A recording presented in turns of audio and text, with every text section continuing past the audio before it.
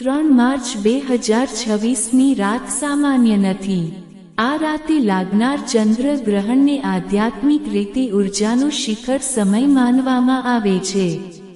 કહેવાય છે કે ગ્રહણ દરમિયાન બ્રહ્માંડની સૂક્ષ્મ તરંગો ઝડપથી કાર્ય કરે છે. એટલે જ આ સમય સંકલ્પ અને ઉપાય માટે ખૂબ અસરકારક ગણાય છે. જો તમે કોઈ એક ખાસ અને શક્તિશાળી ઉપાય શોધી રહ્યા છો, તો આ ઉપાય ખાસ તમારા માટે છે. ગ્રહણની રાતે, શક્ય હોય તો સવારે 11:11 વાગ્યે અથવા ગ્રહણના મધ્ય સમય નજીક એક શાંત જગ્યાએ બેસો. તમારા સામે એક નાનો ચાંદી કે સ્ટીલનો વાટકો રાખો. તેમાં શુદ્ધ પાણી ભરો. પાણીમાં થોડું કાચું દૂધની 3 ટીપાં અને 7 ચોખાના દાણા નાખો. હવે બંને હાથ વાટકાની આસપાસ રાખો અને આંખો બંધ કરો. આંખો બંધ કરીને 3 મિનિટ સુધી મનમાં એક જ સંકલ્પ દોહરાવો. સંકલ્પ સ્પષ્ટ અને સકારાત્મક હોવો જોઈએ. જેમ કે મારા જીવનમાં અટકેલા બધા માર્ગ ખુલ્યા છે, અથવા મારા ઘરમાં શાંતિ અને સમૃદ્ધિ આવી રહી છે. ધ્યાન રાખજો, મારે જોઈએ છે, ના બદલે મને મળી રહ્યું છે, એવા શબ્દો વાપરો.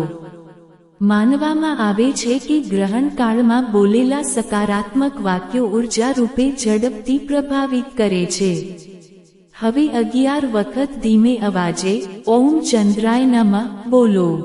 ત્યારબાદ એ પાણી ચાંદ તરફ મુખ કરીને બાલ્કની કે ખુલ્લી બારી પાસે ધીમે ધીમે ધરતીમાં અર્પણ કરો અથવા છોડમાં નાખી દો.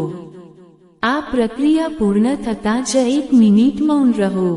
કહેવાય છે કે આ ઉપાયથી મનનો ભાર હળવો થાય છે, અચાનક અટકેલા કામમાં ગતિ મળે છે અને ઘરમાં સકારાત્મકતા વધે છે.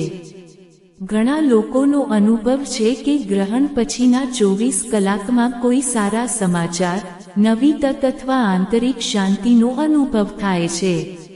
એક ખાસ વાત, આ ઉપાય કરતા પહેલા અને પછી કોઈ સાથે ઝઘડો ન કરવો, નકારાત્મક વિચાર ન રાખવો અને એ રાતે શક્ય હોય તેટલું મૌન રાખવું.